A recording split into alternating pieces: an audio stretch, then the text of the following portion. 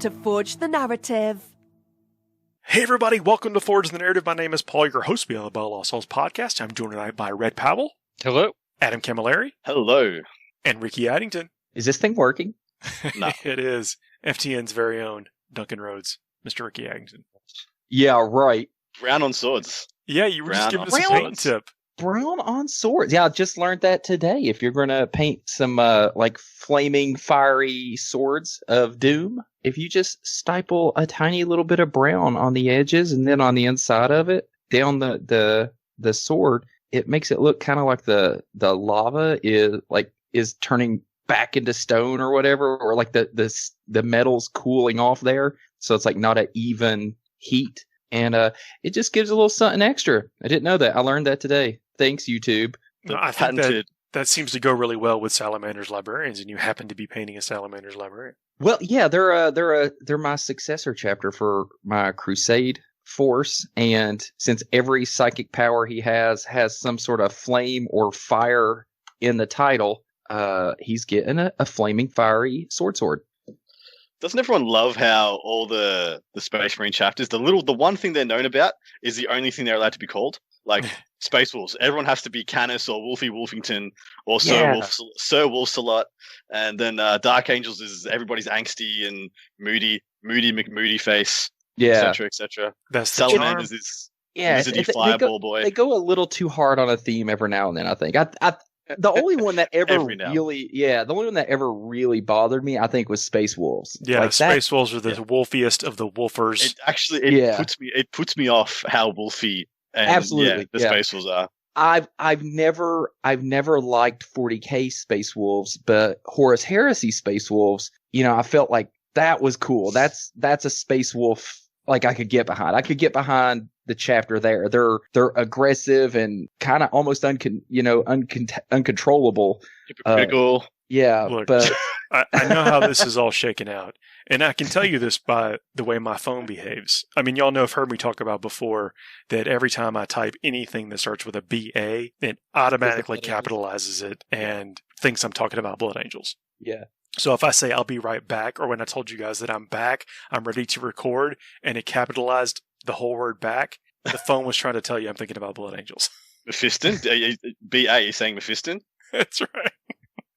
And so you got to think that Crusade Space Wolves, they've had 30,000 years of autocorrecting to wolf, ice, murder, and they finally have just given up. And so that could be it. Yeah, they're just like, you know what, guys? Let's just embrace it. Let's just go with it. So now when the servitor's trying to type in the Mark, 17 Dreadnought, it's just like, whatever. It's a wolf, Iron Fang, Murder Fist. Mm.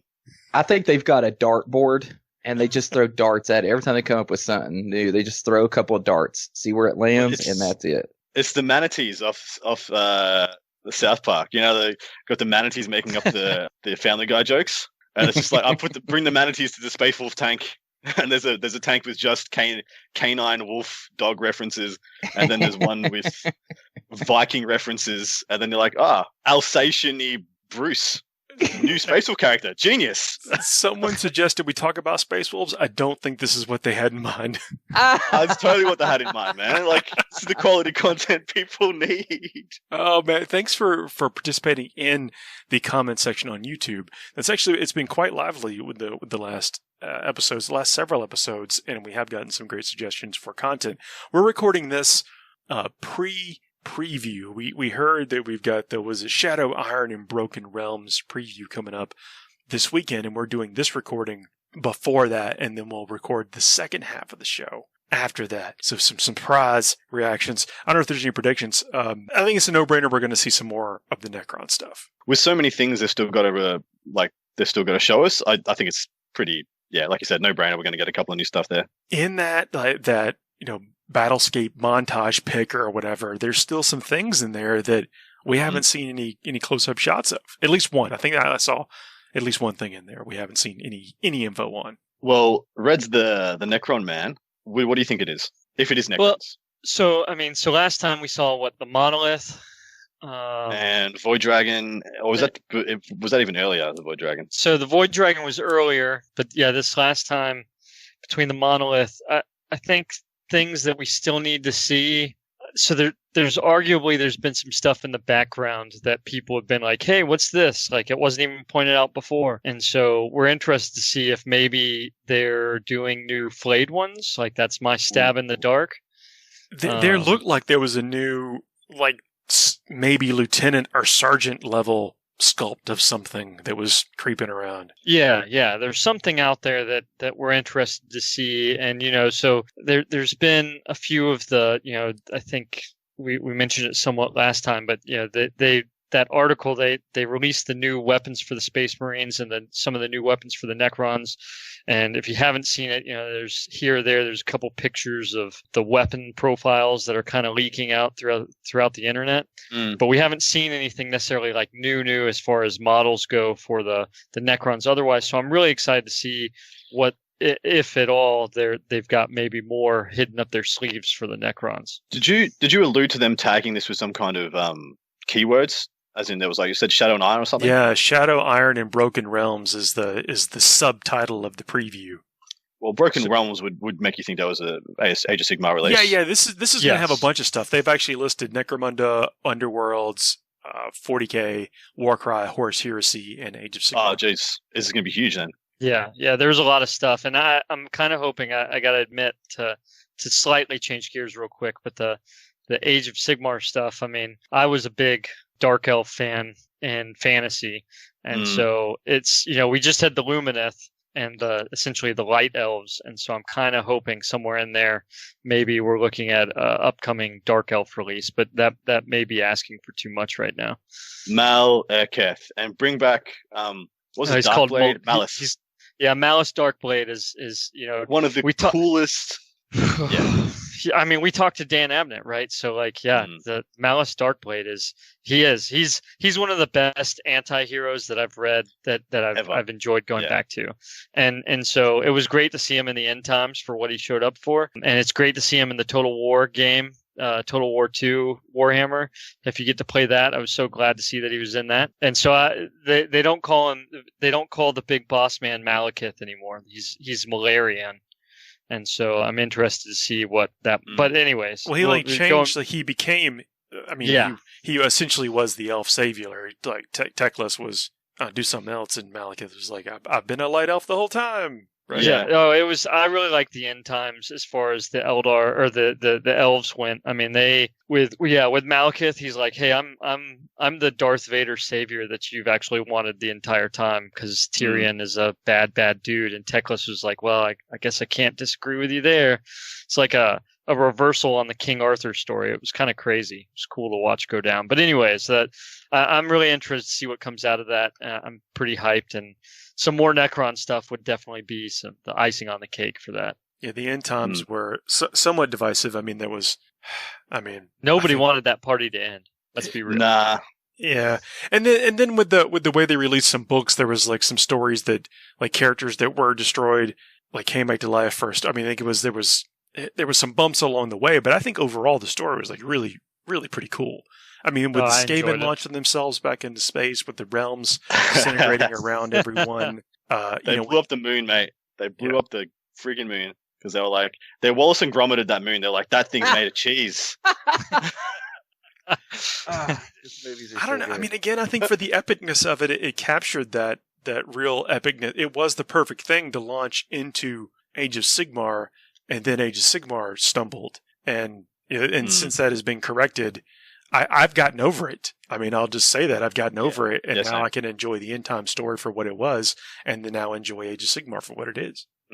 Yeah, I agree. I have like it took me a long time. I was a very competitive Warhammer fantasy player, and the only reason you're talking to me here now is because end times happened in 40k, so in fantasy. Otherwise, I'd still be playing fantasy. I loved that world. I loved that everything about it. And I had about, I think it was about 15,000 points of painted Ogre Kingdoms, which was my army. I had every single model in the entire range painted up to a standard I was really happy with. And it took me, I think it was 3 years after fantasy died, and I tried to play Age of Sigmar for a year, and then I decided it wasn't for me and changed to 40k. And it took me 3 years after that before I was ready to let go of that army and sell those Ogre Kingdoms. And you know what? Still regret it. Because guess what? They're back, and they're just as awesome. I know. It's cool. I feel you. I honestly, I did. So I had undead and dark elves and ogres, and I sold my ogres. So I know your pain to the depths. I recently was talking with someone, and they mentioned that when Ogre Kingdoms first hit, I promise I'm going to loop this back into 40k in about 10 seconds. I promise. Well, not 40k Blood Angels. We all know what's going on. But they mentioned that they thought that Ogre Kingdoms, when they launched, were like a grand experiment of, can you make this elite 4-wound, I think they had 4 wounds or something at the time, thing playable and have it not be too over the top. And they were telling the story in reference to like what Custodes are now, and how the increased wounds of Space Marines, we don't know like who's going to get what, if everyone's going to get is just the basic troopers, or are Grey Knight Paladins going to come through. We don't know that, but they were talking about how the Ogre Kingdoms actually had a real like concept link to what Custodes are and how they fit into 40k. That's pretty cool. Yeah, playing against both have me off to no end. So yeah, that sounds about right. Well, they're not a giant, they're not a knight, you know, they're not a dreadnought or whatever. They're this, you know, they're very much there in the middle, in between what a basic trooper is, and then say that next elite thing up, the dreadnought. You know, they're right there in the middle, with number of wounds, durability, and that kind of stuff, and then how they play, and then how do you make that functional and good in the context of everything else. I thought it was interesting to at least kind of exercise the mind around, oh yeah, you're right. When Ogre Kingdoms first came out, their magic was different. They had smaller unit sizes. They were hit like freight trains and had a big thing of wounds. And it took them a while. It took GW a while to dial them into, I think, to something formidable. Yeah, I remember. So I started playing them. I got a little in after the heyday for ogres. I picked them up just because I like the models. And initially I picked up demons when I first started fantasy, but then the Matt Ward Codex came out and no one wanted to play me anymore because demons were crazy, and they were at an unfun level of strength. So I dropped them for the ogres, and the ogres were they were just kind of starting to be on the decline. Like the Mournfang had come out and been that first level of monstrous cavalry that really dominated the game quite a lot. And I caught them. The bits on those kits are phenomenal. Yeah, that is literally why I got into it. I cracked open a stone horn, and I was just like, "This is the best. This is the best model I've ever owned. This is the best kit I've ever had. It's got the most bits in it. It's got the most everything. It looks cool. It's multi-part. It's multi-build. You can have the stone horn, or you can have the thunder tusk.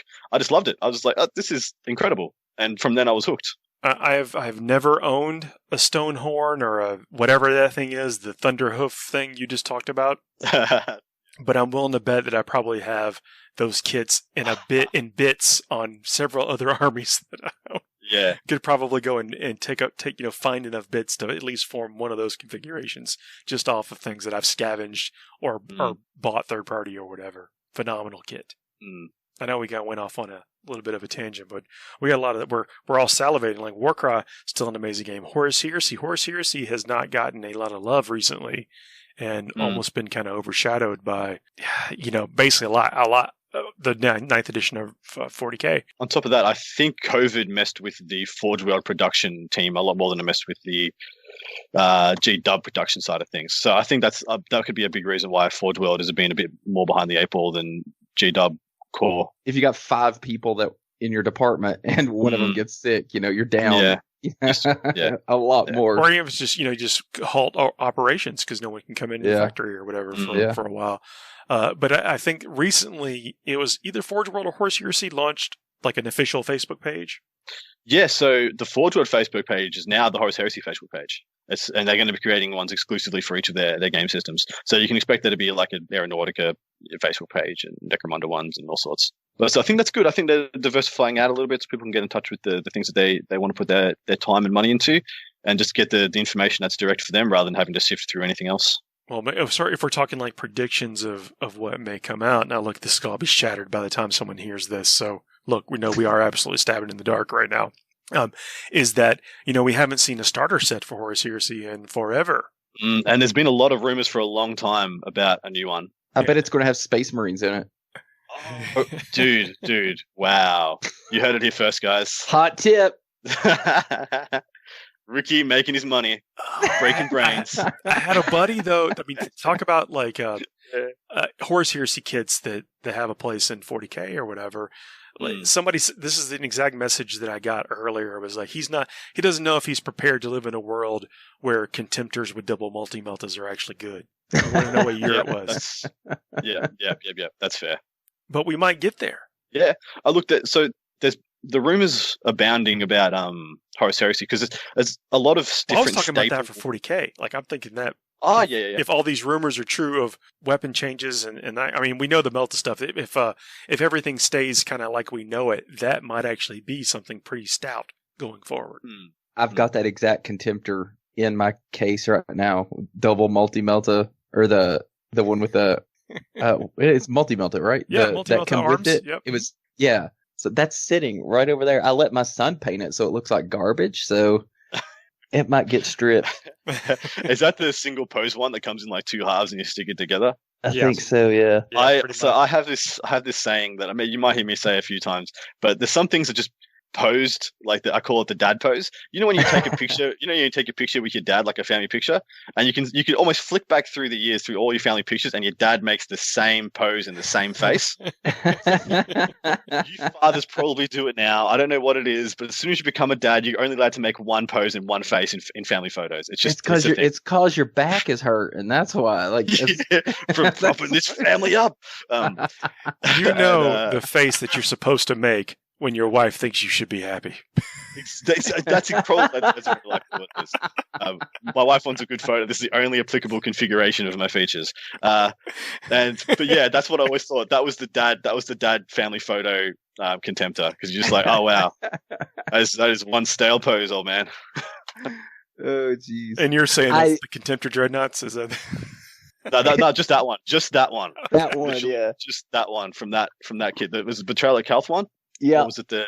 Yeah, no. And he looks like he's put on a lot of weight, but he doesn't want to show it in the picture, so he's sucking it in. He's sucking the belly, and yeah, he's totally is, man. That's so good. God, I can't even look at it the same now. Yeah, I've ruined it for everybody. Ruined Contemptors for everyone. Well, I remember I got one, and I was making a little Night Lords force, 30k Night Lords force, and I spent ages cutting his legs and trimming them and bending his knee and all this stuff. And then I pulled it out. I'm like, I must have spent 2 or 3 hours shaving and green stuffing and converting this guy. And then when I was done, I was like, he looks 10% better. I mean, Dreadnoughts, we lovingly refer to them as the angry washing machines. And that's right. I mean, and the Contemptor is not much better, but they are. I mean, I can't get enough of them. I like having them. I like the idea. There's always been this thing that felt maybe it's for people who've been in the game a little bit longer, but there's always this. I remember when having one dreadnought was a thing. Like in your army, you'd have a predator, a dreadnought, some tactical marines, one unit of devastators in a pod maybe, and you were like, that was a well-rounded army, and everyone's all like, wow, I've got a. When people say distraction can't effects, there used to be a distraction dreadnought. You know, it's the same concept. And it was this magical time when you could take one dreadnought, and if your opponent didn't kill it, it would dominate the table. Yeah. And now it's just like, that's a nice dreadnought you've got. Oh, I can see it. Oh, I guess it's dead. Yeah. But I don't know if it's the old man Adam thing.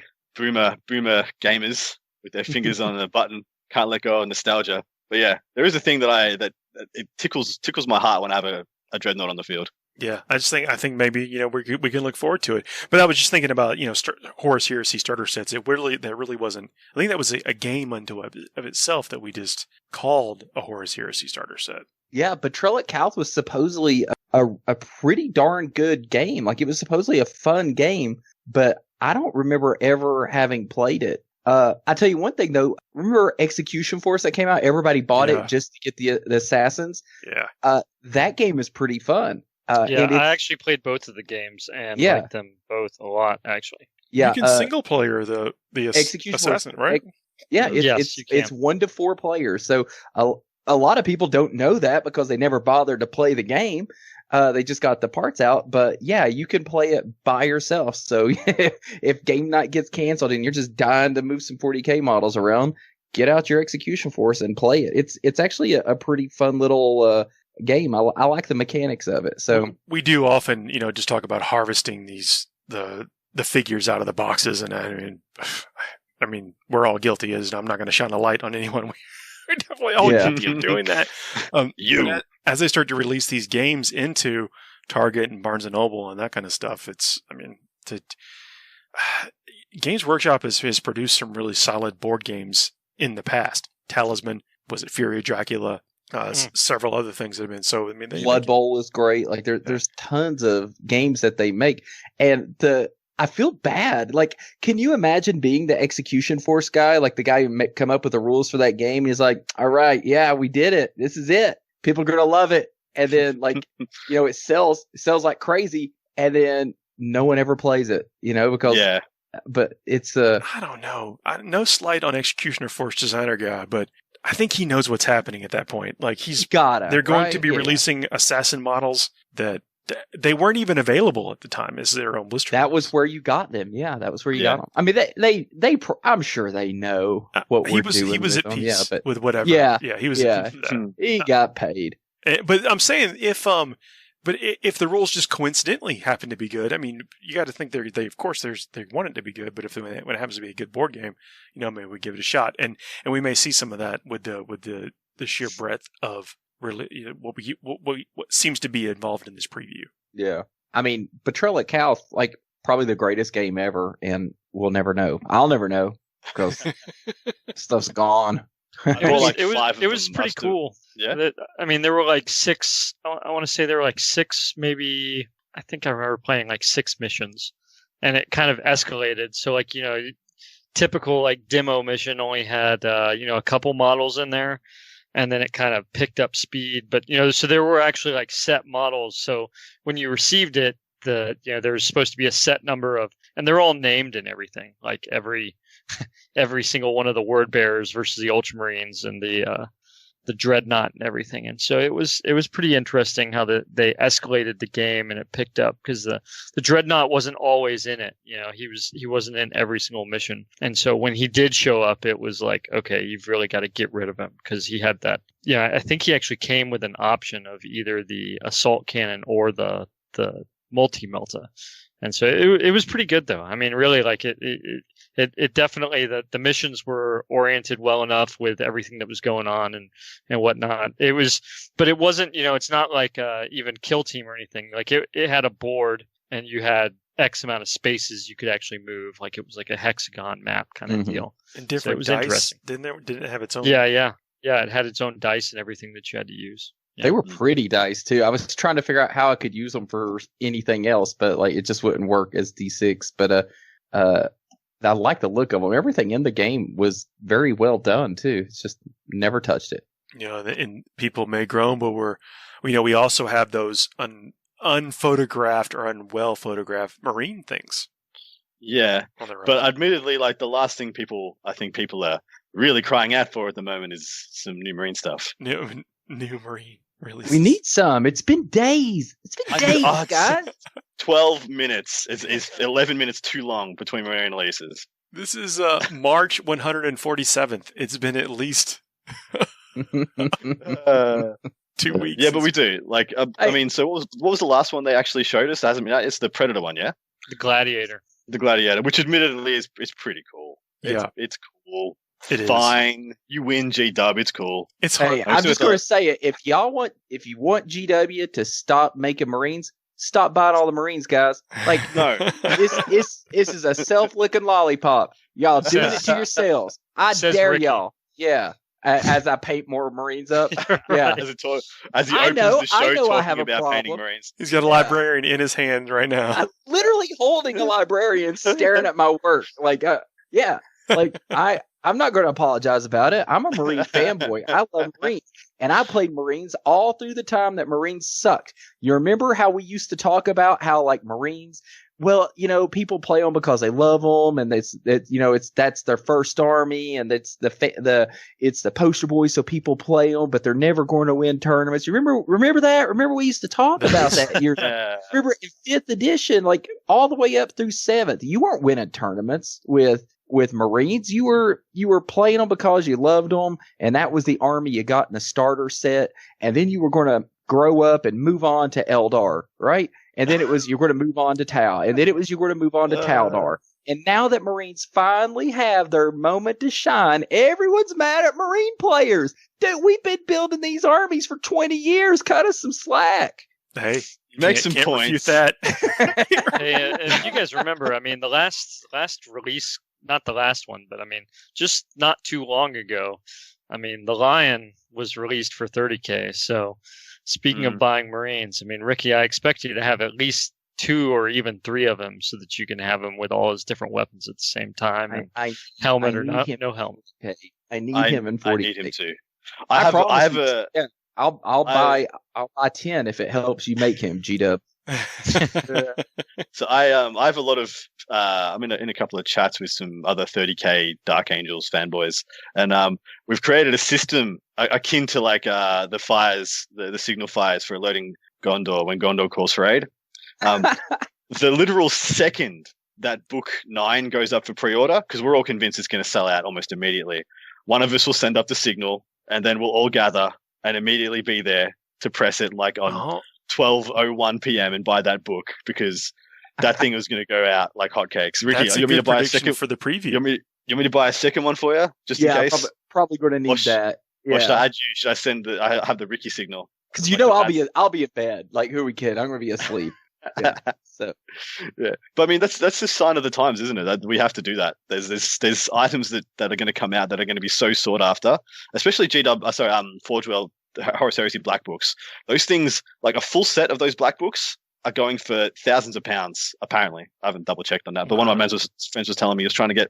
I think it's a really rare one. It's book 3 or book 6 or something, and there's a really really rare one that's just no one can seem to get in hardback. You can get it in softback, but you don't want to have the whole set in hardback and then have this one limp softback one in the collection. Just like, I know folks that have anxiety of they've started collecting books in a certain format and they're worried about not getting that next one. And I feel it. Me too. I feel it as well.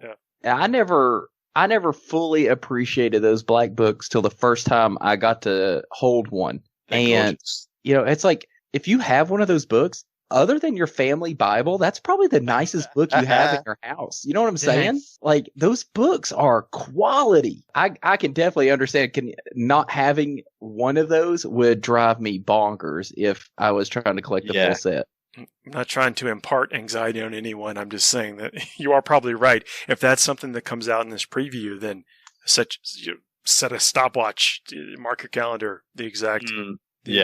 No, I mean, to build on that, the GW collector item stuff, like when that stuff drops and they release that stuff, and I mean, you're right, Paul, like set your timer and whatnot. Like when I found out that they were doing the Tanith Sabbat Crusade limited edition stuff, like I have the campaign book that covers everything up to the most recent Gaunt's Ghost books. And there was also these maps, right? Like leather bound, like sewn maps that came out. Trying to get your hands on that stuff. It's kind of crazy. Like it is an intense endeavor to lock it down, but it is, like Ricky said, I mean, it is some of the best material stuff that I've got as far as like collector item stuff, whatnot. They do a really good job. They don't hold back. I'm telling you, if they wanted to make just money hand over fist, just give us more maps. Like, dude, seriously, I would have every map. If they would make more of those, like just sweet maps and sell those individually, I'll buy them all. I follow the person that they commissioned to make a lot of those maps on Twitter. Yeah. And they're just astounding. It's like, have you seen the website where you can go look at everybody's like domains in 40K right now? Yep. Those are awesome. Yes. They look great. I'll put that in the show notes if people haven't checked it out yet. It's just really amazing to see. Yeah, I love it because sometimes like if you think back like the codexes and stuff, the codexes do a good job of kind of showing like where the each factions are represented and whatnot. Mm-hmm. But just to see the overlay, the website, it shows the entire map, and then you just click on a faction and it shows like where they're at currently and their kind of span of control, if you want to call it that. It's pretty cool. I thought it was pretty awesome. Okay. Well, guys, let's take a break and then we'll come back. We'll be in the future when we come back, and we'll see if we were able to predict even a single thing. I hate time travel, but I'm excited. That's all right. We can't create any paradoxes because we're going forward in time. It's true. To find out how wrong Yeah. However, if we come back, then we're screwed. That's it. Well, guys, thanks y'all for joining me for this half. I'll see y'all in a few minutes. See ya. Can't wait. FTN is brought to you by Discount Games Inc. Please visit them at www.discountgamesinc.com. And don't forget to ask Jay about ways to save even more on your hobby projects. Hey, everybody, we are back. I got Adam and Red here. Hello. Hot off that preview. Yeah, so Ricky can't join us this morning. We're actually recording my morning right after the preview, like we said. Hey, we weren't wrong about everything. No, we were right about a couple of things actually. Yeah, at least which is things. which is good for us. It's refreshing. Well, how pumped are you about the ninth book? What is it, Crusade? Ricky's going to be kicking himself. He's not here to talk about Crusade, but I've been waiting for this book for a long time. Dark Angels are my love of the power armored variety. Sorry, Black Templars, but Dark Angels fluff just grabbed me that little bit more. And yeah, really excited. That whole thing, it's so Horus has sent the whole Night Lord's Legion to stop the Dark Angels from making it to Terra, and it's just sick. That it's such a cool concept and idea. And you got these. They talked about it on the preview. You got these opposing kind of dichotomies, this yin and yang of what a Space Marine Legion is. You got the Dark Angels, which are supposed to be the epitome, the core, the template, and the most purest form of a Dark Angel, of a Space Marine Legion, as in has all different facets. It all works in concert. It's a very combined arms approach. And then you have the Night Lords, which are the abhorrent, like, end of the road of just debauchery and like vile psychopathic nature. It's incredible. Did you say suckpathic or did you say psychopathic? Psychopath. Okay. Psychopath. Well, yeah. Sorry, I'm a bit passionate. But man, those Terminators, my God, those are some of the best looking Terminators I've ever seen. I say that every time I see new Terminators. Well, okay, I think that we love the way Terminators look. Like in general, like Terminators are very cool. They've always been cool. I think that maybe like part of the reason that we want Terminators to be great in 40k is because of the nostalgic factor of wanting a Terminator on the tabletop. Yeah. Well, it used to be the toughest model you could own, the toughest guys you could have on the table. And yeah, they were just cool. Tactical Dreadnought armor. Yeah. It meant something in the day. And it looks like it's going to mean something again. 9th edition is being very nice to them so far. And they're wearing skin. Yes, they're wearing people's skin. They're lovely guys. And it looks like one of them is standing on a disemboweled torso. Yeah, just a random torso. He's like, I'm just going to kick this torso down the street. So yeah, people kick rocks down the street. He's got a torso. It's his favorite torso. No one knows where he got it. It's Steve. He just likes his torsos. Do you think he's dribbling it like a soccer ball? Yeah, exactly right. Yeah. That's probably what he's doing. He's just dribbling it. It's his favorite torso. Yeah, but those, man, the stances, the weapons, everything about those guys. Something about an underslung heavy weapon on a Terminator. It tickles my giblets. I love it. It's fantastic. If we take out Sanguinius as the Primarch that is the best looking Primarch, including as also being the best Primarch, as in the prettiest, except for that art on the Ruinstorm cover piece with his cornrows and his little curly Sue hair. Yes, I agree. The lion model here looks pretty good. He's fantastic. I know we talked about it before, but I love this aesthetic of where it looks like there's just a wave of Night Lords trying to do something to him, and he's sitting there not even breaking a sweat, just laid them all out. It's what they have done with the Primarch models, I think will stand. They all stand the test of time. There is not a bad sculpt there. They're all going to be evergreen. There's never going to be a day where you look at one of the Primarch models and goes, yeah, it's not that good. They're freaking fantastic, man. And like, kudos to Forgewell for not pulling any punches and getting the best of the best artists, the best of the best craftsmanship on those models, because every single one of them takes my breath away. And I think they're all, when you see one in the flesh, you're like, this is something special. And I think that's it's phenomenal. His pose. I mean, again, I know when we got it spoiled originally, we talked about it, kind of gushed over it, but I really like this model and the pose to where it's just like, can I do something with that? Could that be like my third Sanguinius model in some way? Can I figure out a way? Well, just probably not. Probably not, to be honest. Don't crush my dreams. Sorry, mate. Sorry, you should. But yeah, I don't know. He looked pretty cool with wings, though, wouldn't he? With like furled wings. Like, yeah, furled wings. He actually, no, you're right. He would look cool. You'd have to do a head swap and a lot of cutting. But, he comes with another head. He comes with the helmeted head, from what I remember. He does, yeah. Yep. Well, look, I'm not saying I'm going to do that. I'm saying that this model invokes me to feel like I might want to try that. I mean, so, like Paul said, this has been previewed for a little bit, so it's been pretty hot. I totally agree that, all of the Primarch models are just fantastic in regards of when they previewed it and they previewed this book, they showed the Night Lords range, which has been around, outside of the new previews.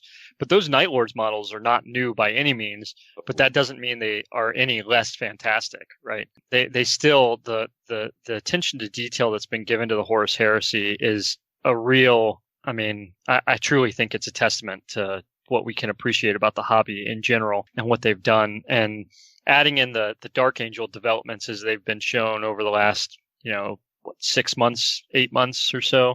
Those things, their Terminators look great. The new Night Lord Terminators look great.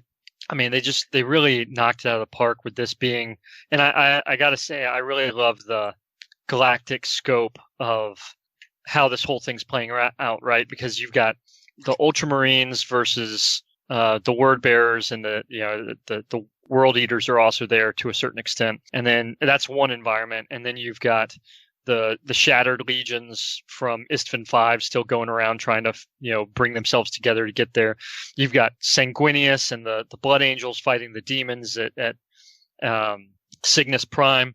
And then you've also got this thing over here, and that's not even, Space Wolves versus Thousand Suns, that whole thing. And now, we start digging into the Thramas Crusade, which are, I especially after the Soul Hunter books on the Night Lords. I've always been a big fan, and I really like the way that they presented it. They did a great job of pointing out that, as you guys mentioned, that dichotomy between the two, the Night Lords and the Dark Angels. And if you get a chance to read the Horus Heresy books on Imperium Secundus and what Gilliman tries to set up, and the interactions with the Dark Angels, and Lionel Johnson shows up.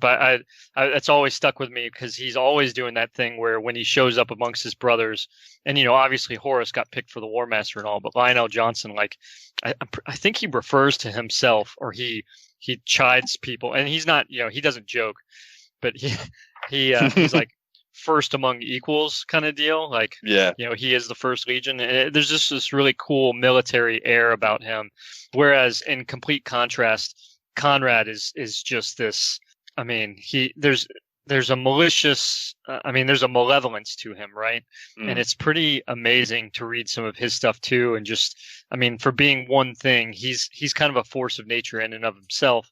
And so, man, it's so good to see this part of it being highlighted, and the fact that they're not really holding back in regards to what's being presented and developed. Like, I would be, some people, and I totally understand where they moved on to the Siege of Terra and everything in the books, but I'm totally cool with them continuing to flesh this stuff out. Like, just take their time, keep giving us material. Like, it's a beautiful game. I understand it's still 7th edition rules and all, but I don't think that's as much of a problem necessarily. Really, there's a lot more that goes into the game necessarily than it's not necessarily about I don't want to say it's not competitive, but it's not necessarily like a GT kind of hobby, 30K, in my opinion. Firstly, there's so much I could talk about the backstory of the Lion, and and how he thinks. Well, he's of the opinion that if he was found first instead of Horus, he'd be the War Master. Right. And then so he has the second best war record of any of the Primarchs. Horus is the only one who had a better one. But Horus had essentially Horus, from the Lion's point of view, was given all the glory jobs. Like, for example, Ulunor. The Luna Wolves, they're the ones that took over the moon. They were sent to, exactly. They were the first off-planet conquest. Horus saved the Emperor's life, at least in the story. And the legend of whatever the story, I shouldn't say in the story, I think it's the narration, the retelling of whatever that legend is. Horus saved the Emperor. Yeah. So there's this perception about the Dark Angels that they always get the dirty jobs, the thankless ones. And, let's hold on there, Mr. Dark Angel. Iron Warriors have a bone to pick with your argument. Keep going. Keep going. Right. You're good. So there's this period which I love and loathe this about Forge World, but there's a period in the heresy called the Rangdan Xenocides. Sorry, and there's like 2 or 3 of these things, and the third one that happened, where the Rangda, whatever the species was finally eradicated and wiped out, cost literally half the Dark Angels Legion to accomplish. They were the most numerous legion, and post Rangda, their legion was cut in half, and the Ultramarines were now the most numerous legions of a powerful legion.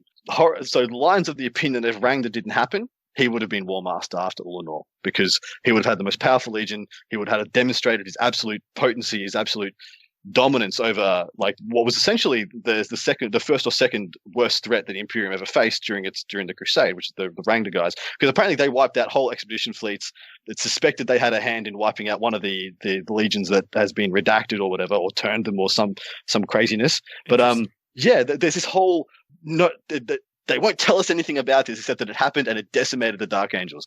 And phenomenal.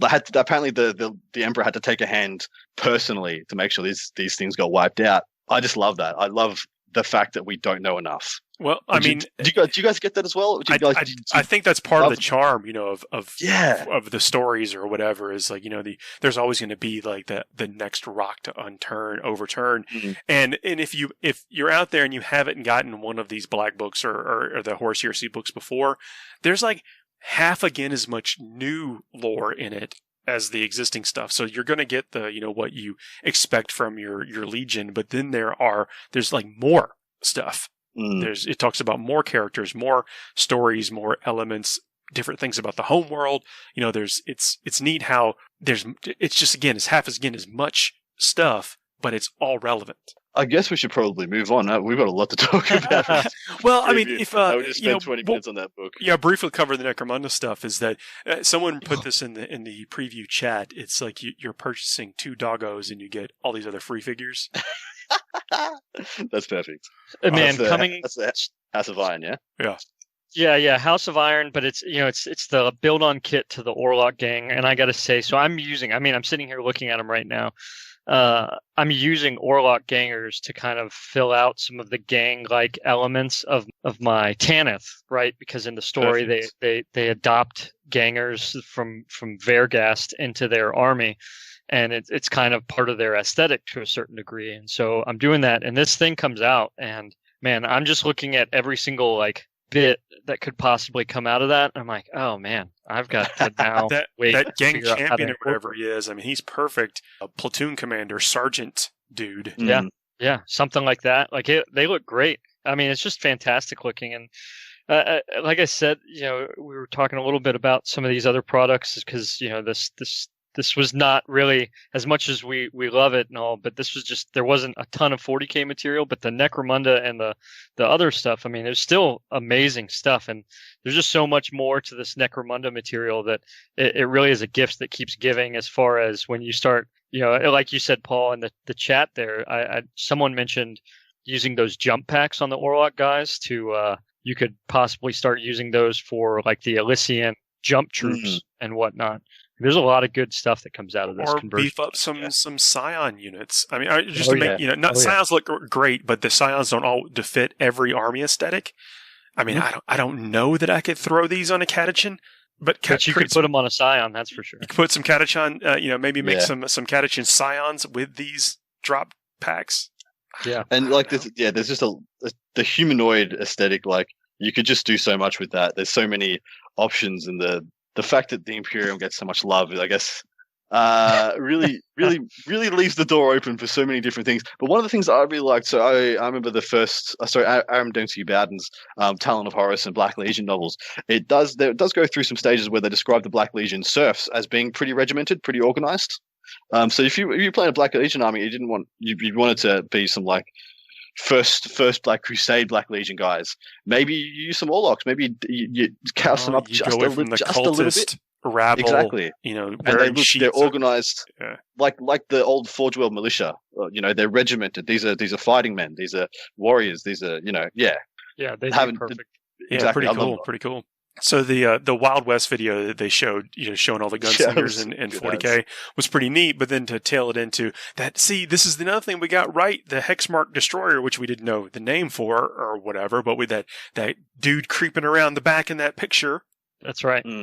Yep, the Hexmark Destroyer. Like, I mean, I think there were a lot of folks in the Necron world. I might have mentioned this. Kind of were looking to see if it was going to be like the new flayed one or something like that, but I don't think anybody's complaining about having, reportedly from the preview, I mean, 6 guns. It's a Hexmark Destroyer, meaning it's a destroyer. It's a death mark that has bought into the Destroyer cult. And so he's going to have I believe they mentioned he has a ballistic skill of 2. And then he's got exploding shots, and his guns are, they say he's supposed to be able to delete a unit of infantry.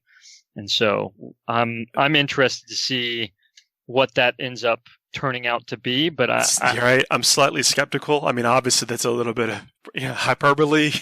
Yeah. But when I saw this guy, and then when they were, of course, talking about the Westerns, the quote from, was it Val Kilmer in Tombstone or whatever, where the guy's like, "You're seeing double." He's like, "That's okay. I have a gun 2 for both of you. one for each of you." Yeah. He's seeing 6, and he's got 6 guns. He's a true 6 shooter. The model is fantastic. I would like to ask a designer why the step away from the hover dudes, because they are like the Scorpec. Well, everything's the big boy, the character. So this is the second released destroyer character. You had the Scorpec Lord, now you got this dude, and they're all tripod. They're all the 3-legged guys instead of the hovering dudes that we've had for, well, since they were first released. I wonder why the aesthetic change. You guys got any ideas? I mean, so they did keep the hover one to the point, but you're right. This is a new element that has kind of been. I think that it has to do with, and of course, I think the lore connection is that these are guys that existed before that have been kind of unearthed, and so it's not like they're necessarily making a new development, but that these things were there before. And I might be wrong. We'll get the codex and we'll see in October. But I do think it has something to do with, in Pariah, we got the release of the upgraded version of Ceres, right? The Necron equivalent of Fabius Bile, right? Yep. More or less. And if you notice, he's one of the, I believe before even then, he was still probably one of the only Necron like infantry looking models that had those kinds of legs. Yeah. And so I want to say this is kind of like because the destroyers all agreed to like modify themselves, right? So they joined the destroyer cult and they upgrade their bodies from what they were to these more deadly versions. And so maybe Ceres had something to do with exactly how they came about to this point, since they all share that aesthetic. While we're on the philosophy topic, isn't it just interesting how they let Necrons have a cult? As in, there's a religious form of Necrons. It's like a Dalek. They're essentially the Daleks. For a lot of intents and purposes, when you put a Dalek and a Terminator together, you get a Necron. Exterminate. Hence, but is the Destroyer virus still a thing? Well, there's the Flayer virus.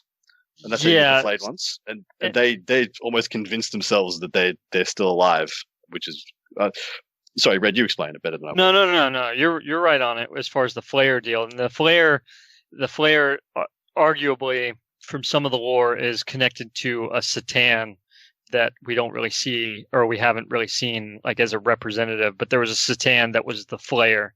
And so they think that there's some connection between the Flayer virus, what they would call, like they have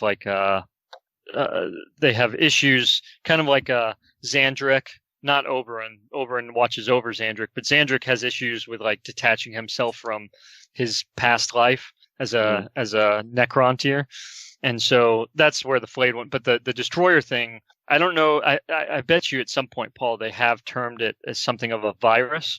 But it's definitely a mindset that whether they go crazy, it's kind of like a chicken before the egg thing. Like, which one came first? Was it a virus deal, or was it a willing cult? Did they buy into it? And so I know for the most part that I believe that they vote themselves into it, right? Like, okay, I'm tired of this. I just want to destroy everything. I'm going to go destroyer mode and buy into all the upgrades that come with the destroyer cult. But it's definitely a protocol thing, right? Aesthetically, I believe it. I like it because it gives you those different visual profiles in the army. So now you can have a whole destroyer army from basically now. And you've got different tiers of visual, like you're going to have these folks that are on the ground, and then you're going to have those folks that are, in the middle tier of the characters, and then you'll see the destroyer, the ones that we know about, the ones that we've had forever now be floating a little bit above them. So you've got that, visual levels as your eyes can travel up and be like, oh, neat. Oh, and that's neat too. And they're different. Yeah. That's a good point. Diversifying the model range as well. Yeah, but I mean, still, that was talking about how these guys embrace that I need to tack as much stuff onto my body to strike terror in my enemy, to kill more flesh beings, like whatever it takes. Yeah, no probs. Stick it on. The hover jets, cool. Bolt it. They're so like you think about it, like you got the flesh is weak for the Iron Hands, and then you got the flesh is extra weak for the Admech, and now like. When you go full metal and then you're a Necron, you're like, man, this metal is weak. I need to go destroy a cult. See, I feel like if I had say I was a robot body and I needed an attachment, stick it on. I don't know. I mean, yeah, as if you wouldn't have claws. I would want a giant crab claw. I mean, well, that's okay. I don't know about claws, look at this. But if I needed a built-in remote, a universal remote for anybody's TV or something, So you're so much more practical than I was just like, yeah, crab claws, sweet. And he's just like, yeah, something actually good. A built-in toaster, something, or a deep fryer if I want wings on demand. What would you have? What would your attachment be? Well, I mean, look at the Scorpec Lord, right? I'm not saying that he isn't the case in point example, but dude's got multiple arms. He's like a Swiss Army knife, right? He's got a big sword, a big claw, a big gun. Like, it's kind of hard to argue with what you think you might need after a certain point, right? Like, It kind of opens. He can open, a can of beans, and he can, yeah, and he can open a bottle of wine, and he can, shotgun a can of beer. So, like, he can do it all. It's all there. So that's what you would take. You would take some kind of Swiss Army attachment, multi-purpose. I need something to open up whatever I'm drinking at the moment. That's right. That may be what. So I think I just described maybe a Adeptus Mechanicus, tech priest or whatever, and you got over there. You're rocking the Cryptech Overlord or whatever on your side. Right? And I just want my crab claw. I am. Yeah, I'm a simple man. Simple man. I really like the look of this model, and I hope it's as cool as I do. Hope it can come on and kill multiple units. Unless those guns are D2, which it's going to be tough. It's going to be tough to wipe out things. The Marine world everything's moving to 2 wounds. They confirmed a couple of the rules that it has. They confirmed that it hits on 2s, and they confirmed that it gets more shots for every hit it has, and it has 6 guns, so you can assume it has a minimum of 6 shots. So, and they also confirmed it's a destroyer, so it hits on 2. It rerolls once to hit, so it's going to be hitting on 2s, rerolling extra shots. So if it's got 6 shots, you could almost guarantee you're going to get somewhere between 10 and 12 hits. Well, what was unclear to me was whether or not you got extra shots on the kill or extra shots on the hits. And yeah, that's true. I kind of got the impression that it was on the kill, which is still not bad. Because with 6 shots, you would imagine hitting on 2s and whatever strength. They said it had a little AP. We don't know what it is, but it's probably enough to kill at least 1 Marine. So you're probably going to get your effect to go off. Like there are probably very few times where he comes in and doesn't get to reroll or to roll additional dice. So I looked at the promo for the guy. I just hope he's as cool as the promo, because the promo was sick. Yeah, I mean, the gunslinger thing. Yeah. The model is amazing. I mean, the model looks fun. I know I'll be painting up at least one of them, and I'm looking forward to it. I think that with the color scheme that I use for Necrons, and it'll really shine with these tubes that it has and the faceplate. I think it'll be cool. Like I said, I will admit that I'll probably wait to see the rules first, but I'm highly doubting that the rules are going to be enough to ignore. So I think it's going to come. I think there's going to be one. In the interest of time, and then also wanting to devote some some segment on the next show to talk about specifically about Crusade.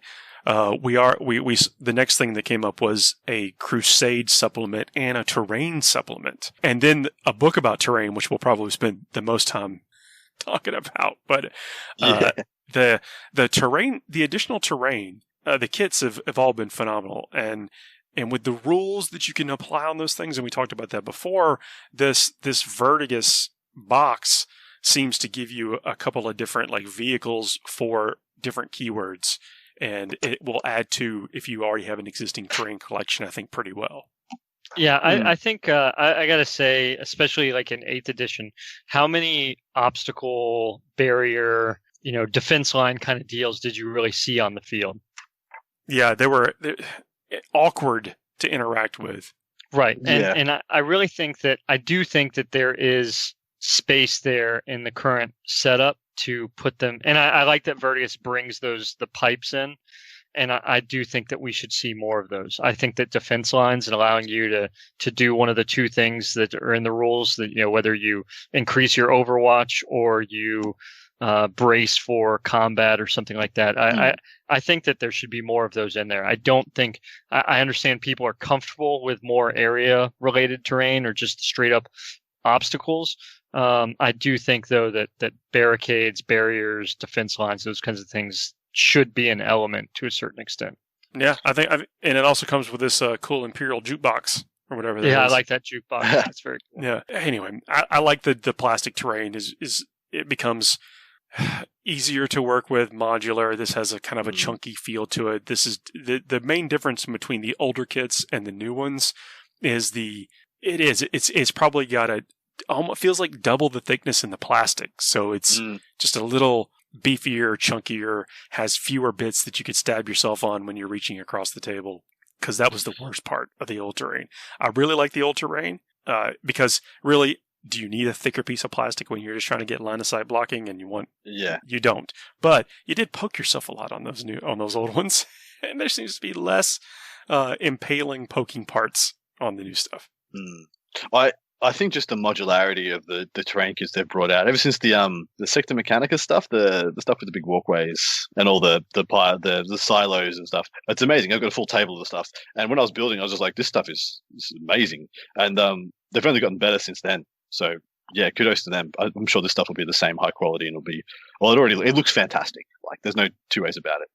The next thing for 40k, and this has gotten the most heat. I mean, we are moments after the preview, and I've already seen this kind of stuff come up in chats and in Facebook groups, and even in the chat itself for the preview is the newest chapter approved reveal mission pack with tactical deployment, master terrain to control the battlefield. And what we heard from this is that it encourages people to bring 3 pieces of terrain with their army to play with. Now, I don't know. It says there's 18 new match play missions in it. It was which allows you to bring your own themed terrain to use it to create a balanced battlefield alongside your opponent for close fall games. That's what it says on the thing. I'm not making that up, but I don't know how. Like from that, I don't know if it's a requirement to use player brought terrain to use the new missions. I don't know how married those two concepts are together, but there's been a lot of thoughts on that. And I had some strong reactions to this when I first heard it. And I'm sitting on the fence. I think I'd have to wait and see what the rules are regarding about the terrain placement. Like you'd assume there was an extensive, well thought out process about how you place terrain. Because if it is just, I get to bring my 3 pieces of terrain, you bring your 3, we roll off, I chuck one of mine down first, you chuck one of yours down. That's going to bring so many insane issues and gameability and levels of possible non-interactivity or feel bads that I could do a 3-hour episode just me talking by myself of all the possible scenarios in which that could really annoy me. And this is now we don't know the rules of what it is. Yeah, exactly. There may be something that says bring a piece of terrain that doesn't occupy more than X by X, exactly right. Or with you can use the obscure keyword twice. I mean, who know? I don't know what's in there. Like I have no idea, but it does say you could run a tactical deployment event where you just provide the tables and a roof and then everyone else figures it out. And then it just as devil's advocate, but I share your thoughts like 100%, but just as a point of conversation, if it is gameable or if it's exploitable, let me put it that way, because everything's gameable, but if it's exploitable and everyone's doing it, does that in and of itself equal it out? Yeah, well, there is that factor. So when they said the TO would only have to essentially provide space and tables, I immediately thought, hey, this is a great way for people to get people who are building up or events that are building up their stockpile of terrain over time. They don't have, it's very hard to get a high quantity of high level terrain for an event that's literally just starting up in its first couple of years or weeks or whatever. So I thought this is a great idea. Especially if you get maybe just half the people to bring their own terrain, and then if the rules apply to everybody or whatnot, that would also lower the barrier to entry, because that's where I had the concerns. Is this just adding another couple of $100 on the barrier to entry to competitive games? Am I now forced to, essentially, if I'm buying everything from GW, to be a filthy meta chaser, and that also include a couple of extra terrain kits. Well, I'm talking about little Jimmy, who's just bought his he's got his Indominus set, and he's got some other bits and pieces. He's got his Repulsor Executioner to go on with his awesome Black Templars, because he's a mad dog of a human being, little Jimmy. And all of a sudden he's like, okay, well, I think I can go play. I've spent 3 months painting the stuff up, buying all this stuff. He rocks up and he's like, oh, sorry, mate, you didn't bring your 3 terrain pieces. Is that rough? Is that just adding another expectation onto something that's already got a very high barrier to entry? I see your point. I really don't have a counter to that. But if you're building an event, you could, and if it's small or if it's just your gaming club, you can. That's something you could all accomplish socially without needing a mission pack around it. Yeah, that's true. Around it. Yeah, but I suppose if you were doing that, maybe this adds a bit of flavor and a bit of fun to that process anyway. Yeah, something you're already going to do, and this adds some extra quirks and extra intrigue. So without seeing it, we don't know how it all maths out. But if these missions are designed with that specific thing in mind, and it's done well, and maybe it is just an alternative style event.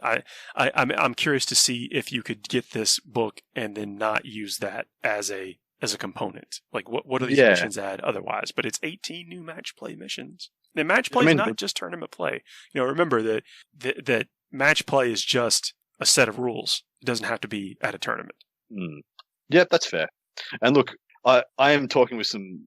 I'm more talking concerns. I don't have any facts. I don't know anything apart from what they've told us. This is initial. Again, we're moments after the preview, right? We don't know anything other than what is there and what was said. And I'm not going to tell you that this is bad, or that you shouldn't buy it, or that this is going to be a bad product for the scene. I'm just going to tell you that on face value, from what they've told me, I hope this is well fleshed out and well thought out. And that's all I'll say. Yeah, we have more questions. So yeah, exactly. I'll wait for more to be revealed before I make any conclusions.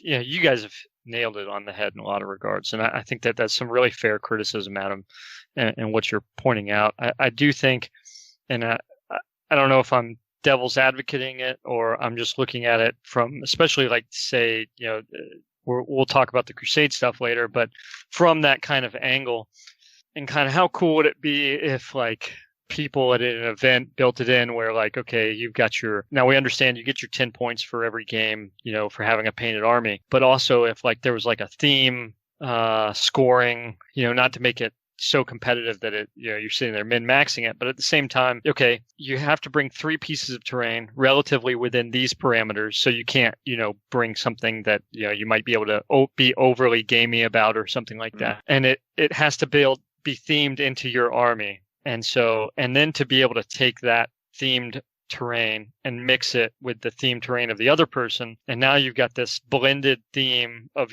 both your armies, where you've based all your models to your terrain, they've based all their models to their terrain, so on and so forth. And I think it just helps build kind of this blended picture, right? Because in a comprehensive hobby fashion, sometimes it's weird when, and I'm not saying it takes away from it. I'm not making a major complaint here. I'm saying that this could in some capacity, and like Paul was saying, amongst like a gaming club where you find yourself playing frequently and often, because we understand this can't possibly extend. Like, I'm not going to fly to LVO with a bunch of terrain on top of the army. You know what I mean? Yeah. Your army I'm not and 2 4-foot pieces. Like, how do you? That's not even practical at all. That's I'm not. That is great. Great point. Yeah, another couple $100 on baggage for me to come from Australia with my half a table of terrain. Right. So, and that's the thing. Like, and honestly, 3 pieces, for example. I mean, we've been playing around with it and trying to figure out what the right balance of terrain is one way or the other. And like I said, parameter wise, I mean, like I've been looking at tables that have maybe 12 pieces of major to minor terrain, and then like maybe 6 to 8 pieces of tertiary terrain, right? That's like the barricades and stuff like that. And so tell someone that they've got to bring 2 major to medium pieces and 1 tertiary piece or something like that. And it just I think it's got some aspects to it that could be cool. I think it's a nice to add on. It's not necessarily a requirement for the game by any means. I think that's a really good point. The ceiling of the game and trying to get into it without pushing someone over the threshold. For the most part, a lot of our clubs have stuff, but like, I mean, who wouldn't want to bring, a Chaos player that has a Noctilith crown that they don't necessarily play as it is in the game, but that they bring it as an obscuring obstacle for the battlefield or something like that. Yeah. Good point. Good point. We're already, some of us, we incorporate plastic kits into our display board, and if you could just use them as also on the table, why not? Right. And for the vast majority of people who've been playing this game for X amount of years, you'll have everyone's. I can tell you right now, I've got 3 tables worth of terrain in my house. Do I use them often? No. Is it a big chip off my shoulder to bring some terrain to an event? No. I usually, anytime a TO asks me to bring terrain, I bring my 2 or 3 tables of terrain to an event. Yeah. And I think that's the same for the vast majority of people who in our scene. Everyone's really willing to chuck their stuff forward for the greater good of the community. I suppose this could be seen as no different to that, I guess. Well, I mean, it's given a little structure around a social concept that you guys were just talking about, and it's not bad. But again, reserving judgment until we see it, absolutely, how it all interacts. Yeah. But I think it's a little weird, where we are. I think, but because we're coming at it from that traveling tournament player perspective. Yeah, we are. Yeah, we're all playing on a national level, if not an international level at times. And yeah, it doesn't quite make sense from that. But like your club mates, you have your weekly or monthly GT or whatever. Perfect. Yeah. So the next bit that we got was Warcry, and I won't I won't go over to all the granular bits of this stuff, but I didn't expect a Warcry starter set, another starter. I didn't expect it at all. Yeah, not a starter set. I expected there to be something when they start talking about shadows and iron. Like I said, and before, in the first part of this, I expected something, and I was glad to see I was vindicated in regards of the Dark Elves. Man, that got me really excited. Oh yeah, man. Yeah, that is an amazing looking warband, and then introducing the non 3D way to play with this, and having I think people were like, I don't know about a box set with just that, and then when they flipped the board over, the chat lit up with like, okay, yep, I'm back in, because that Warcry terrain is phenomenal. Yep, yeah, absolutely awesome. And then there was a lot of people talking about RIP Kill Team. Now, they didn't go over every game system in this preview. We didn't talk about Blood Bowl, so Blood Bowl's obviously not going away. Kill Team uses the previous edition's rules. So I would have to imagine that maybe if we do get, like, Kill Team's not going away, I can't imagine it's going to go away, but maybe it will evolve, or maybe there just wasn't anything to share with Kill Team like there wasn't anything to share with Blood Bowl in this particular preview. Yeah. Which, as an advocate, I love Kill Team. I mean, there wasn't any Adeptus Titanicus here. There wasn't any Aeronautica here. Like, doesn't mean those games are dying or gone. Yeah.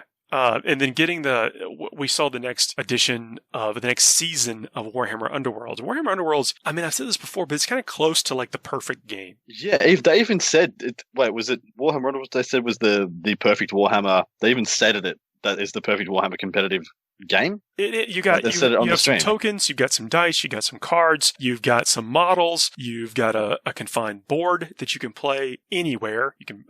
In a park, in a cafe, you could play almost anywhere, and the games last 15 minutes. So, like, it's got it all. And I like this seasonal concept that they're introducing, and that they mentioned that there's going to be 5 or 6 more warbands that come out even past this one. This is a good preview for Slaanesh and yeah, a lot of Slaanesh. Yeah, there was some bemoans that Slaanesh is getting another box set, like the Shadow and Pain. Yeah. But I mean, come on, because they were in the Khorneverse Slaanesh one. Yep. Is there another one that they're in that I'm not thinking of? It's this one. There's Shadow and Pain has mortals of Slaanesh in it, as well as a few demons. The Hedonites. Yeah. Hedonites. I love that. And this is like we saw with the Eldar on the 40k side. This is an avenue, a box set where they're releasing these 2 new character models in a set with some existing figures. Yeah, I can't help but think this is a way of making us get some of those old models on the table, like those the Hellstalkers, the mortals riding the fiends, not the fiends, the seekers. Yeah, what they're called Seekers. Yeah, the steeds of Slaanesh. Like I haven't seen those since was it 5th edition Fantasy? Yeah. So it's literally pretty much a decade since I saw those on the table. When they had them in that box, I'm like, they still make those? What? That chariot is seeing some different pop. Like I've seen the chariot pop up in a couple of 40k lists every now and then. Mm-hmm. But the one with the combine on the front of it, it's the wide Slaanesh chariot model. But look, as someone, I don't have these figures, any of them. I mean, I have some demonettes, but I don't have anything else. And I've always liked the Daughters of Cain, but I don't have them. So this might be a reason to get them. I mean, so my only issue for me with as someone who likes the models. Yeah, I guess my only issue with this box would be one half of it is glorious, beautiful, fantastic new models that are relatively new, phenomenal sculpts of a very high quality. And then there's ones that are literally decades old that I have not seen, had not heard of, and I wasn't sure they existed anymore until I saw them in this box. Right. There is a bit of an issue when you compare these two. I mean, apart from the characters, man, both of those characters, freaking amazing models. He's got some interesting shoes, that's for sure. There's some fashion choices here. He's got weird shoes, doesn't he? I love them. Necessarily agree with that mace, though, man. That mace is beautiful. Yeah. But and the other character model is it's astounding. But that line is very good. It is fantastic. Every model in that line is legit amazing. There's not a bad sculpt in that. The Daughters of Cain, you're talking? Yeah, the Daughters of Cain, and then this Marathi book. Yeah. So this is essentially it's a fluff piece. Yeah, I got the impression that there's going to be there's some rules books coming. Broken Realms, a new expansion, or essentially maybe the next edition. Next campaign setting or whatever. But I really love this piece of artwork that they're showing here of what looks to be Slaanesh breaking out of the prison, like that lightning bolt going across and striking down that pylon. It just real cool. Yeah, well, Slaanesh didn't get a lot of love for a very long time in both Fantasy and 40k when the old world was still a thing. Yeah, Slaanesh they've been in a box essentially. So after the end times, Slaanesh was essentially replaced on the Pantheon by the Great Horned Rat. Yep. I mean, that's my impression of it anyway. It's been a while since I've looked at it, but Slaanesh, there was all these, until we saw the Daughters of Cain come out with the witch elves or whatever and stuff, that we thought that 40k may be taking or Warhammer may be trying to shy away from those types of models and aesthetics, but that aesthetics, they weren't. Well, and here we're getting some story around it. The thing is, for literally a couple of years, we got until the Keeper of Secrets came out, Slaanesh hadn't seen any love in about 5 or 6 years. Not a single model, not a single peep, not a single nothing. Whereas Nurgle got like 2 new ranges of models in both the Maggotkin and all the new demons, as in like the new firstly the new Nurglings and the bloat drones, and then the next wave being the new beasts and the new Great Unclean One. And then Khorne got the same deal. Khorne got the Bloodbound, which is one of the first Age of Sigmar armies, and got a huge amount of support. On top of that, then they got the new Karanak and Fleshhound models, and they just seem to be getting loads and loads and loads of stuff. The new Bloodthirster. Mm-hmm. And so, but until we had this, and now we've just had essentially a very good 18 months with Slaanesh. I mean, the new Keeper of Secrets has become the premier greater demon for Chaos Demons in 40k, bar none. Like maybe the unkillable Lord of Change is up there, but right now Keepers are just fantastic, and I love it because the models are beautiful. Yeah. Like, oh, they are so good looking. As well as the Fiends are really good as well. I can't say I'm in love with the Demonettes, but they're not bad. Yeah, very good, like 18 months. You say those multiple Nurgle releases like they were a bad thing. And No, God, no. But Okay. I was just pointing out the discrepancies in how much love literally every other god got, while Slanesh got nothing. And then, well, people are saying, "Oh, there's so much Slanesh." That's because they didn't get anything. They didn't get anything for ages. So yeah, I'm happy they're getting a bunch of stuff now. so with the everything's got this new Age of Sigmar makeover, so where it's not dark elves anymore. They're the Daughters of Cain with these snake bodies and different types of things. But then in the Warcry release, we're seeing some things that evoke that old dark elf aesthetic. They're still there, man. Yeah, They're what do still you think? there. Man, I'm so hyped about it because it really suggests, and I know, Warcry is like in the shattered, broken out areas. What essentially would have been the chaos wastes of the old world, but now it's, but anyways, man, to see the Dark Elves, and to be fair, like we saw one right back when the Silver Tower box set dropped, Mhm. and you saw there was that one character, that almost like shade kind of guy who could flit back Tenebril and forth. Shard. Yeah. Yes, yeah, and so the shard could, and they've always talked about, even with this, alluding to the Slanesh being trapped and how the elves together under Malarian, which we talked about earlier, hid Slanesh away so that his followers or her followers, her followers, couldn't find him, her, and then it's because Malarian's back there somewhere, right? And he's like, at least as far as we understand it, he's not very active as far as going outside of it. Whereas Barathi, I'm pretty sure if you read some of the lore and everything, she's kind of angry that she was like playing all these angles.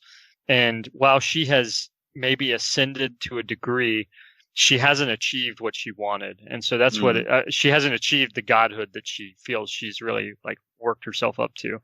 And so that's where I think we see this development with the new material, and where she's kind of pushing this whole Daughters of Cain bit too. Because while the Daughters of Cain are definitely a thing, I just don't think that's really. I think the warband that we're seeing now is the tip of the iceberg on the Shadow Elves, and I'm super excited about that. That's what with the Deepkin. We saw the Deepkin, and I thought like that. These are the new High Elves. That's what's up. These are the new High Elves. Right. But turns out we got the Lumineth Realm Lords coming. The Lumineth, right? Yeah, exactly. And then now, we got the Daughters of Cain, but nope. And we got these whatever. I don't know if they have a specific name or whatever, but they're playing into that shadow bit huge. Like they are heavily mystical and magical. Amazing. Well, so I used to read these old world books, and it was kind of like the Dirty Dozen kind of deal. It was these last chancers almost, but of the old world. And they were essentially, they were all under contract. They were all, and by contract meaning if they didn't do what they were supposed to, they died through a magical curse. And they were all outlaws and stuff like that. And so they had to go behind the lines and go serve all this, backwards political ends and things like that. Anyways, so they go to try and stop what they thought was like a Skaven deal down in this dungeon deal, and they end up finding out that in reality it was like this one dark elf who was trying to mess up the elves' guiding stones, which is a big thing with the Skaven, always trying to screw those things up and whatnot. But anyways, so it's just this one dark elf, and I tell you what, any one of those poses from some of those war bands just screamed kind of the aesthetic that was bespoken in this book on what the Dark Elves looked like. I really think they've done an amazing job capturing the new age of Dark Elves with those warband models. When it's all said and done, how many elf factions do you think we will have? Because right now we already have two more than I thought we were gonna. I'm like, we'll have High Elves, Dark Elves, Wood Elves. That was the Well, we don't technically have Wood Elves yet either. We do not. We've got Sylvaneth, which I would have believed to have been the Wood Elves until we got that Warcry, Shadespire, or Warhammer Underworlds. I'll get to the right name eventually. And there's the Wanderers or whatever. So what do we got? We'll have the Wanderers. We'll have these Shadow Morphers. Lumineth Realm Lords. Deepkin. And so there's 4, and then we'll have Daughters of Cain. Daughters of Cain. Yep. And look, in all honesty, so when I break down the concepts for, I guess, the footprints of these, the high elves are obviously the high elves, but the high elves can be broken down in quite a few different subsets, which I think is what happens with the dark elves. So dark elves, they had the Daughters of Cain, which were broken out from the witch cults. They also had the Corsairs, which I believe is what the Deepkin became, because they're the piratey ones, and now they got the sea piratey elves. So what if they did the same thing? So now we're going to get essentially what would be like the Blackguard Executioner-esque Dark Elves. What if they did that for the Realm Lords? You had because you used to have the super high elves, as in like the dragon knights. What are they called? Dragon princes. Yep. Dragon princes. You also had the white lions. White lions and the Phoenix Guard and the Shades. The Phoenix Guard. Yep. There's still a lot of meat on that bone if they wanted to plumb the depths of those factions. You could still write yourself 4 or 5 different elf factions if you wanted to.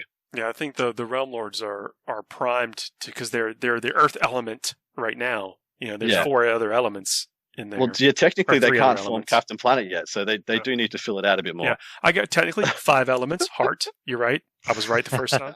that was the whole premise of the joke, was to get to the heart. Captain Planet. Captain Good try. Good try. Oh, so the preview, that's. It's not bad. I mean, they marketed it as different stuff, not just 40k, and that's what we got. But we still got the veil pulled back on that Necron death mark, hex mark. The Hexmark Destroyer. Yeah. Anyway, he looks sick. He does. I thought we were going to see. I did think we were going to see 1 or 2 more Necron pieces. But I'm definitely disappointed with what we got though. The guy looks awesome. Yeah, we'll get. So what do we know? We have coming down the pipe for Necrons. We know that there's probably going to be more info to have about the Monolith, the Silent King, the Void Dragon. Yeah. Mm-hmm. The Destroyers. Did I say Destroyers already? Yeah, they've done a pretty good job of demonstrating, I think, about what they're going to as far as the Destroyers. The new floating Destroyers. They've shown both their weapon profiles. We haven't necessarily seen rules. I just don't know what We know they're going to have the typical stuff, but what else are they going to have? That's something else. Well, I mean, we were 20%, 30% right from what I remember. Pretty good. None of us are going to be. I don't think any of us are qualified to speculate properly on like Warcry. We can wax lyrical on it and the storylines and things. I think we all kind of keep our finger on the pulse, but predicting those things is beyond my skill set. I can't predict what's going to come up. Well, anytime this stuff comes up, I mean, sometimes we go from logic to wish listing. But I think that's okay. Everyone should do that. That's the great. It's what because we fantasize about this stuff all the time. So whatever. I would like to say for the Toon game systems that we play the most, e.g., probably 30k, 40k, we got those right. Nice. Yeah. Well, guys, thanks for joining me. I mean, I know it's the middle of your night, Adam, and Red right in the middle of your morning. Glad to be here. It is 1:40 in the morning. Nice. Well, you'll have a great rest, y'all's, whatever it is, and we'll talk again next week. All right. See you guys. You